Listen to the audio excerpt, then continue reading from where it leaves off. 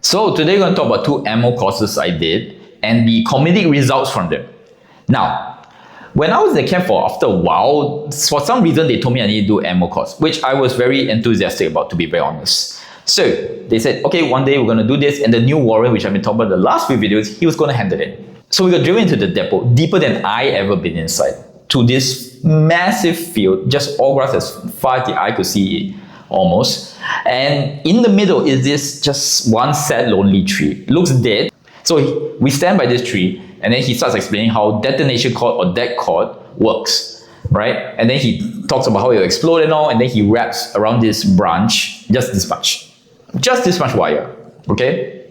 Then he twists it, and then he cuts.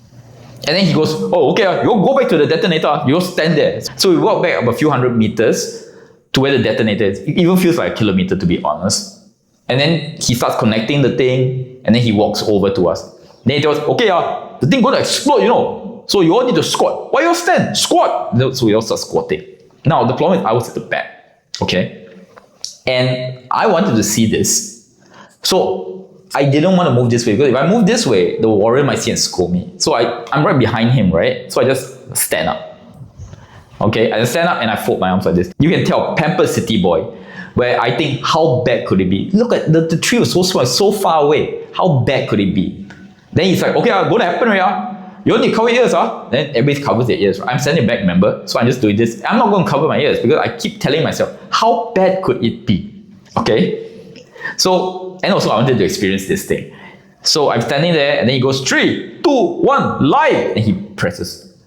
All I can tell you the truth, I promise you, all I remember is a flash of orange at the tree. And next thing I know, I open my eyes, I'm looking at the sky. And I'm like, out. You know, I'm like, then I start hearing the new one shouting at me, going like, why you stand up? I told you not to stand up already, right? Hey, you okay or not? Then I'm like, yeah, I'm okay.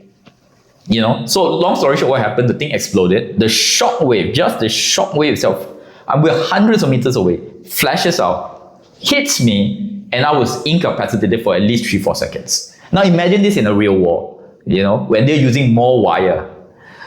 They could have just thrown grenades, run up, stab you. It was just an experience that made me appreciate how safe the country was. Okay. Now, moving that story onwards to the tear gas story. We're driven into the depot, and then in the middle of this massive depot with a big ventilator, it's just a hot plate for cooking stuff.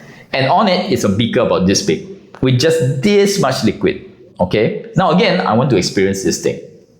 So I stand right beside it, all right? And so all of us are gathered inside, and then the new one explains to us that what's going to happen. We just stand there, the smoke will come out, you experience it for 30 seconds to 1 minute. When he tells you to get out, get the fuck out, okay? So we all stand there and we start laughing and joking, like again in my head, how bad could it be? So I stand, and then he goes, he switches it on. The thing instantly gets hot, and it just starts bubbling, and then a massive, I repeat, a massive amount of smoke just pouring out of this beaker, right? And when it hits you, you're like, oh my god. Firstly, you cannot keep your eyes open. Secondly, you can breathe, right? But every time you take a breath in, it almost instantly comes out. You're like, you know, like definitely you could not fight in this situation, I feel. So we just stand there taking it, and then we start spreading further and further away from it. At some point, we hear the new one shout, get out, get out. And then we get out, right?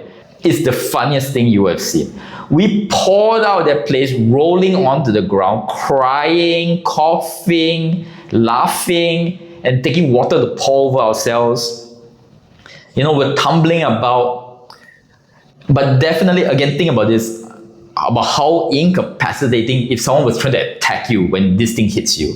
So I won't lie, I had a fun time with this, but it definitely made me appreciate Singapore so much more, knowing that when I experience this, my life is not in danger. So that's the 2 ammo courses I went through, and I felt happy to experience. Next time we'll talk about 2 RPs and their interesting situations. So thank you very much. Till next word.